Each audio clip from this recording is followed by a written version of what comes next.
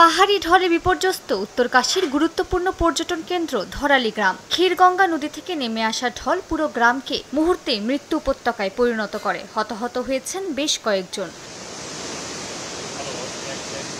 ভারতের উত্তরাখণ্ডে কয়েকদিন ধরেই ভারী বৃষ্টিপাত অব্যাহত আছে।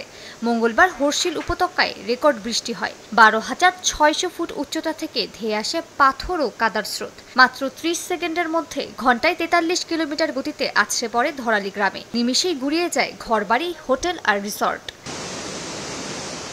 পুরো গ্রামই বিলীন হয়ে গেছে পাহাড়ি ঢলে। উত্তরকাশী জেলা প্রশাসন জানিয়েছে, গ্রামটির মধ্যভাগ সম্পূর্ণ ধসে গেছে। বেশ কয়েকজনকে নিরাপদ স্থানে সরিয়ে নেওয়া হলেও এখনও অনেকেই নিখোঁজ রয়েছেন। ঘটনাস্থলে পাঠানো হয়েছে পুলিশ, সেনাবাহিনী, এনডিআরএফ, এসডিআরএফ এবং মেডিকেল টিম। পাহাড়ি রাস্তা ভেঙে যাওয়ায় বাধা পড়েছে উদ্ধার কাজেও। প্রধানমন্ত্রী নরেন্দ্র মোদী সার্বিক বিষয় পর্যবেক্ষণ করছে বলে জানিয়েছে নয়াদিল্লি। সব ধরনের সহায়তার আশ্বাসও দিয়েছেন। রাজ্যটির মুখ্যমন্ত্রী পুষ্কর সিংহ ধামি ক্ষতিগ্রস্ত অঞ্চলও পরিদর্শন করেছেন। উদ্ধারকর্মীরা বেশ কয়েকজনকে এখন পর্যন্ত উদ্ধার করেছেন। অভিযান অব্যাহত রয়েছে।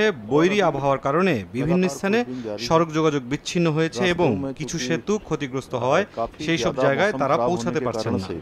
অনেক স্থানों पर मार्गों का जो संपर्क है वो कट गया है। মালিহা সুহরওয়ার্দী, সময় সংবাদ। क्षतिग्रस्त हो गए हैं, उसके कारण से वहां पर पहुंचना भी मुश्किल हो रहा है।